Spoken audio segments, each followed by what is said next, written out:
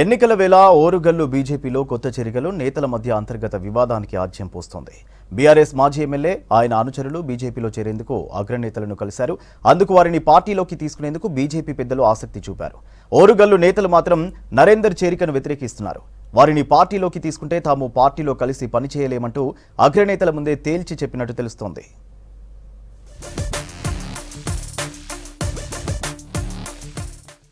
BRS మాజీ MLA Nannapaneni Narender ఆయన అనుచరులతో కలిసి బీజేపీలో చేరేందుకు రాష్ట్ర అధ్యక్షుడితో పాటు జాతీయ నాయకులతో మంతనాలు సాగిస్తున్నట్లుగా తెలుస్తోంది. నరేందర్ చేరికను తెలుసుకున్న ఓరుగల్లు బీజేపీ జిల్లా అధ్యక్షుడితో పాటుగా మరికొందరు నేతలు దీనిని వ్యతిరేకించినట్లుగా ప్రచారం జరుగుతోంది. వారిని ఎట్టి పరిస్థితుల్లో తీసుకోవద్దని పెద్దలతో విన్నవించుకున్నట్లు కార్యకర్తలు చెబుతున్నారు.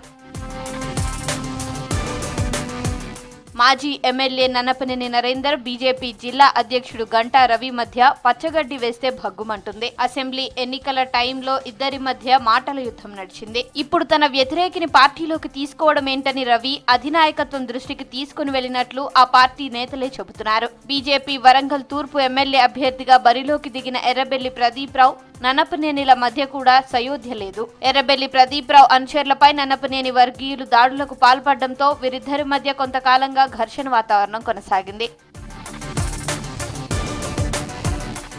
మంత్రి కొండా సురేఖతో 5 ఏళ్లు గట్టిగా పోరాడాలంటే నరేందర్ అతని అనుచరులను పార్టీలోకి రావడం అవసరమని బీజేపీ అధిష్టానం భావిస్తోంది. ఇదే విషయం వ్యతిరేకిస్తున్న వారికి నచ్చజెప్పే ప్రయత్నం చేస్తుంది. వరంగల్ బీజేపీ ఎంపీ అభ్యర్థి ఆరూరి రమేష్ గెలవాలంటే పార్టీలోకి కొత్తగా వచ్చేవారిని చేర్చుకోవాలంటూ నచ్చజెప్పే ప్రయత్నం చేస్తున్నట్లుగా తెలుస్తోంది.